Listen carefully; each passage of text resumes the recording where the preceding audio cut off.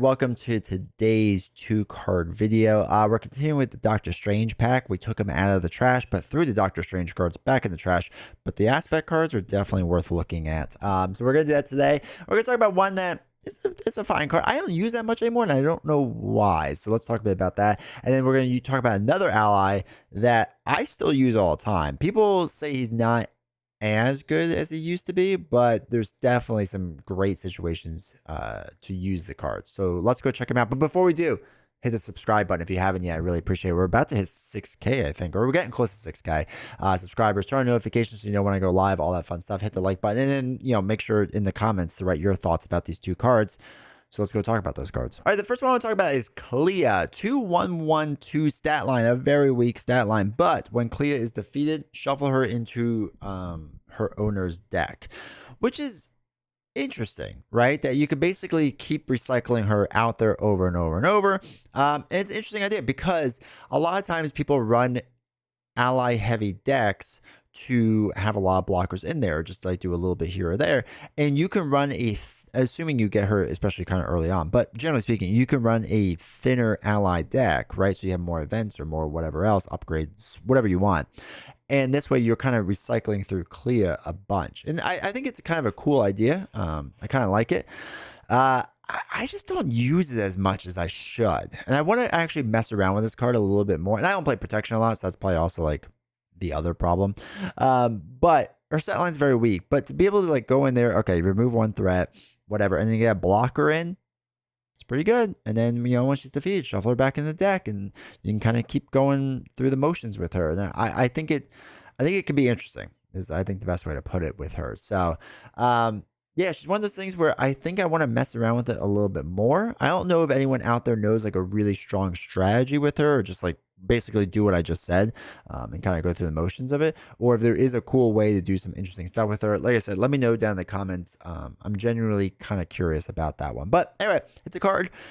I feel like this card never really got like talked about a ton, but I can definitely see the value in this card.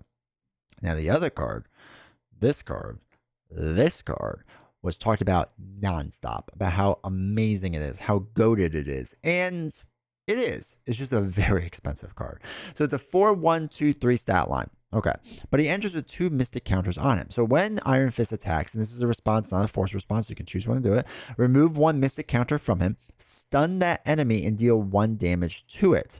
Right? So it's kind of interesting that basically it becomes a 3 attack hero, and then you can stun that enemy. Stun lock, phenomenal, right? We didn't have a ton of options to stun back in the day. There's more nowadays, but I mean, we had some. I don't want to make it seem like we had none, but this was a great card to put in a deck to get an easy stun. Now, people have said that he loses his value a little bit because, again, steadying stalwart is more prevalent nowadays, especially with the previous, the X-Men cycle, the Mutant Genesis cycle, not the next evolution, but Mutant Genesis. Like everything had steady or stalwart. So it was a little tougher to use this ally. It was a little less efficient, but still pretty darn good, right? Still a pretty darn good card. So when I'm playing protection, I tend to throw him in there almost every time, just because allies are good, right? Being able to swing 3 for an ally, good. And I can stun on top of it, it's pretty darn good, pretty darn strong. So Iron Fist is a card that I still play a ton, but I have seen more and more people argue against him, or not argue, I shouldn't say argue against him, but just not put him in the deck as much because of steadying stalwart, which I get. That's if you want to still trade off for doing 6 attack or 6 attack with a chump block for 4 costs. Yeah, okay, the value might still kind of be there, but it's probably still not like incredibly great. So yeah, anyway, I still like this card. I still think it's good.